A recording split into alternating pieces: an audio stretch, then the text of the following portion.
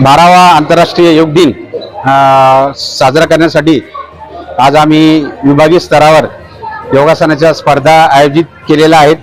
त्याचसोबत आपल्या भारताचे पंतप्रधान आदरणीय नरेंद्रजी मोदी यांनी युनोमध्ये प्रस्ताव सादर केला होता की योग शारीरिक, मानसिक आणि आध्यात्मिक यामध्ये उपयुक्त असं साधन आहे। त्याला देशातील 170 देशांनी मान्यता दिली आणि 2015 पासून आपण नवी दिल्ली राजपथ येथे पहिला योग दिन साजरा केला। आज आपण 14वा आंतरराष्ट्रीय योग दिन साजरा करत आहोत। त्याची थीम आहे योगा फॉर हेल्दी एजिंग, योग स्वस्थ वृद्धावस्था के लिए।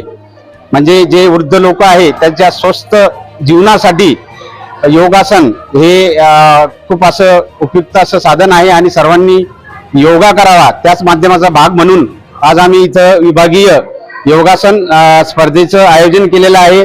त्यामध्ये साधारण आपल्या विभागातून 250 खेळाडू इथं सहभागी झालेले आहे आणि त्यामधला ट्रॅडिशनल हा योगा प्रकार त्याचं सादरीकरण करून ते आपले कौशल्य सादर करून इथं पदक प्राप्त करण्यासाठी प्रयत्न करणार आहेत। सर्वांना योग दिनाच्या मनपूर्वक हार्दिक शुभेच्छा। धन्यवाद।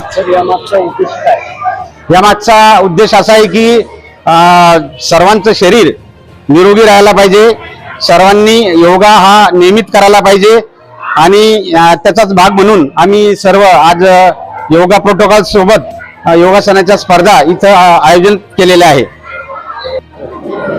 आंतरराष्ट्रीय योग दिन दिनांक 21 जून 2026 रोजी संपूर्ण जगभर साजरा होत आहे। या निमित्तानं सर्वांना मी या योग दिनाच्या शुभेच्छा व्यक्त करतो। जिल्हा प्रशासन, क्रीडा विभाग, जिल्हा योग संघटना, पतंजली योग संघटना, भारतीय योग संस्था आणि आर्ट ऑफ लिव्हिंग यांच्या संयुक्त विद्यमाने देविका मकबरा या ठिकाणी जागतिक योग दिनाचं या ठिकाणी आयोजन केलेलं आहे। त्याच पद्धतीने विभागीय क्रीडा संकुल येथे सुद्धा योग दिनाचं आयोजन केलेलं आहे। या दिवशी सकाळी 6:30 ते 7:30 या वेळेमध्ये या योग साधकांना जे भारतीय आयुष मंत्रालय भारत सरकार यांच्यामार्फत योगासनाचा प्रोटोकॉल दिलेला आहे, त्यानुसार त्या योगासनाचे प्रात्यक्षिके आणि प्राणायाम आणि योगाभ्यास हा दिला जाणार आहे।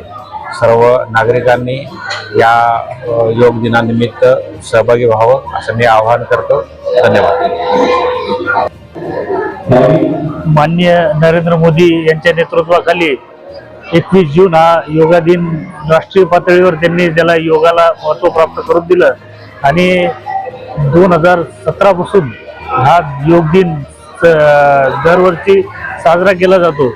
भारतीय आयुष मंत्रालयाच्या मार्फत राष्ट्रात व विविध संघटना, त्याच्यामध्ये भारतीय योग संस्था असतील, संघ असेल, त्याच्यानंतर पतंजली योग संघ असतील, अशा विविध संस्थेमार्फत त्या योग दिन साजरा केला जातो।